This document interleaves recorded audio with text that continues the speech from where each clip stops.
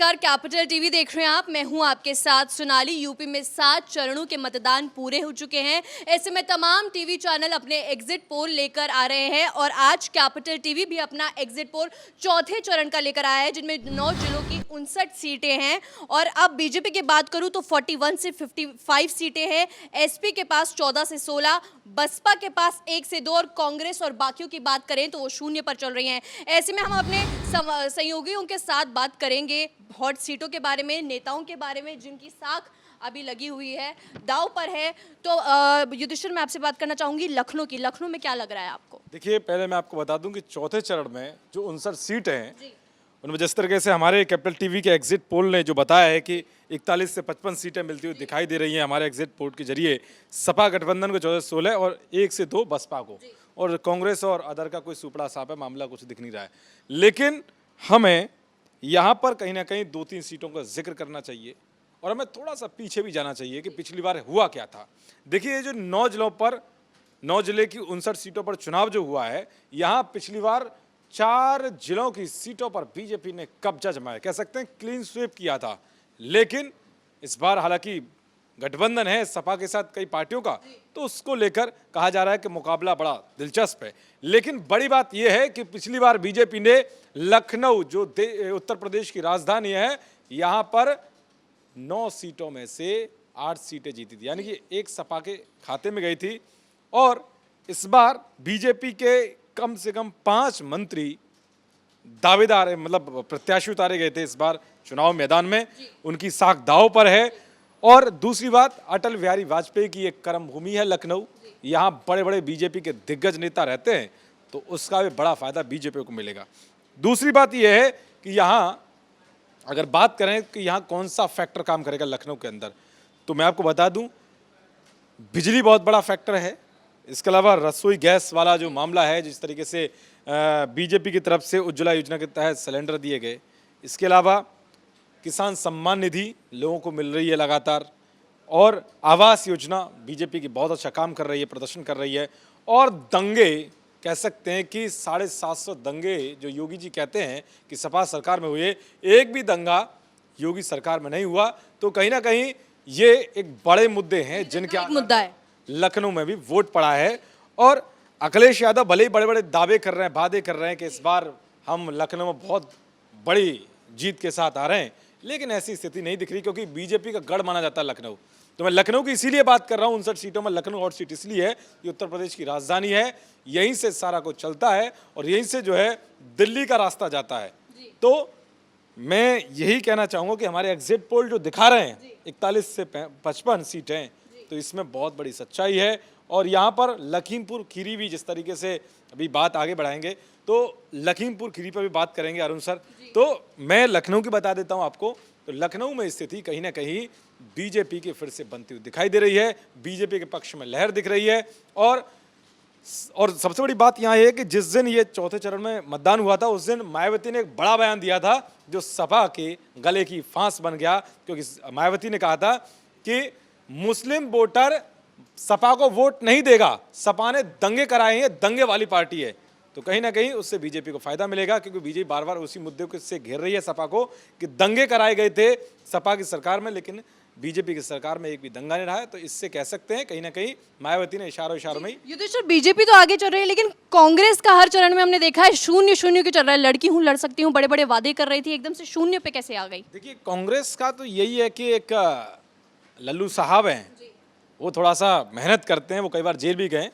देखिए, पार्टियाँ आती हैं जाती हैं, वो अलग बात है, लेकिन कहीं ना कहीं जो अजय कुमार लल्लू, उन्होंने मेहनत बहुत की है। प्रियंका वाड्रा भले ही लास्ट में अचानक से प्रकट होगी, लेकिन यहाँ बड़ी बात यह है कि राहुल गांधी साहब पता नहीं कहाँ गुम हो गए थे। हो सकता था कि इसलिए नहीं आए, वो उन्हें पता था कि हर बार सुपड़ा साफ हो जाता। राहुल गांधी जब एक बार गए थे, अभी जब दिल्ली चुनाव हुआ था, तो वहाँ नजर आए थे, तो 1-2 सीटों पर चुनाव उन्होंने किया रैली, लेकिन कोई खास प्रभाव नहीं पड़ा। तो उस वक्त बहुत बड़ी छीछा लेदर हुई थी उनकी। तो राहुल गांधी इस बार नजर नहीं आए।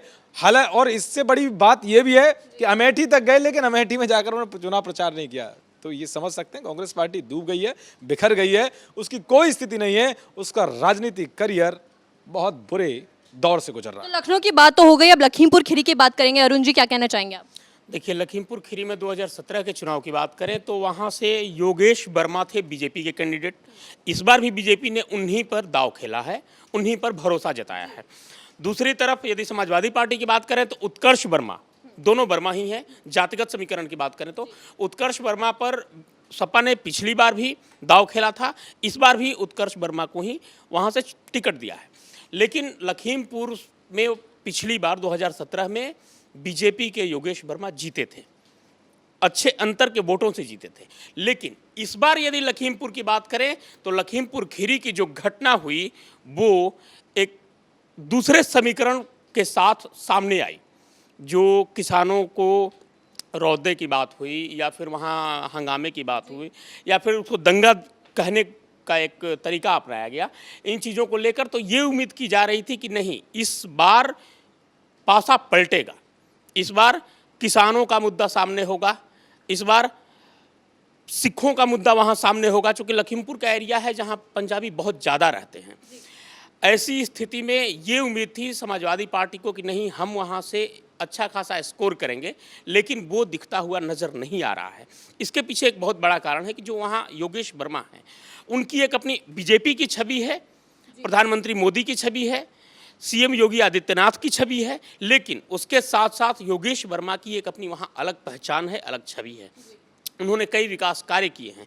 वही नहीं, जब ये लखीमपुर का मामला सामने आया था उस दौरान भी वो खुलकर फ्रंट फुट पर आए थे और सीधे तौर पर उन्होंने कहा था कि नहीं, ये किसी भी तरह की बीजेपी नेताओं के द्वारा किया गया कृत्य नहीं है, इसमें बीजेपी नेता शामिल नहीं हैं, और यदि जो लोग शामिल हैं उन पर कड़ी से कड़ी कार्रवाई की जाएगी। और इसके लिए उन्होंने सीएम योगी को ये भी आश्वस्त भी किया था कि हमारे क्षेत्र में इस तरह दंगा फसाद की कोई उम्मीद नहीं होगी, जिसको हम रोकने के लिए बिल्कुल तैयार होंगे। और ऐसी स्थिति में एक विधायक जब सामने आकर खुद खड़ा होता है, अपने क्षेत्र में विकास कार्य करता है, तब ये जनता को दिखता है। अब आने वाले 10 तारीख को ये क्लियर हो पाएगा कि वहाँ की पूरी छवि, पूरी स्थिति क्या स्पष्ट होती है। लेकिन अभी तक जो कयास लगाए जा रहे हैं कि वहाँ अभी भी बीजेपी के योगेश वर्मा अच्छा स्कोर करते, यानी कि बीजेपी को नुकसान नहीं झेलना पड़ा है लखीमपुर खीरी के उसके लखीमपुर की खीरी की वजह, उस घटना की वजह से बेसिकली कोई खास नुकसान होता हुआ नहीं दिख रहा है, बिल्कुल नज़र नहीं आ रहा। इसके पीछे एक बहुत बड़ा कारण है कि जिसने जो भी इस घटना में संलिप्त रहा, सरकार ने उस पर कार्रवाई की, आज वो जेल में है, उस पर मुकदमे चल रहे हैं, उस पर एफआईआर दर्ज हुई, योगी की पुलिस ने सारी कार्रवाई की। तो सबसे जो बड़ी चीज़ है कि अपराध होते हैं, ये कोई नहीं रोक सकता, कोई ईश्वर नहीं है, लेकिन उस पर सवाल तब उठते हैं जब कार्रवाई नहीं होती है, उचित उस पर कार्रवाई नहीं होती है। जब उचित कार्रवाई होती है तो जनता को भी दिखता है कि नहीं, एक शख्स जो सरकार में शामिल है उस पर भी कार्रवाई हुई, मंत्री के एक बेटे को जेल जाना पड़ा, और ये चीज़ जनता को दिखती है। जी, यानी कि आपको एक बार फिर से दिखा दे कैपिटल टीवी का एग्जिट पोल, 9 जिलों की 59 सीटों पर बीजेपी 41 से 55 पर, सपा 14 से 16, बसपा 1 से 2, कांग्रेस और बाकी 0। तो ये है कैपिटल टीवी का एग्जिट पोल चौथे चरण का। 5वें, 6ठे और 7वें चरण की आगे बात करेंगे। कैमरामैन पर्सन अशोक के साथ मैं सोनाली, कैपिटल टीवी।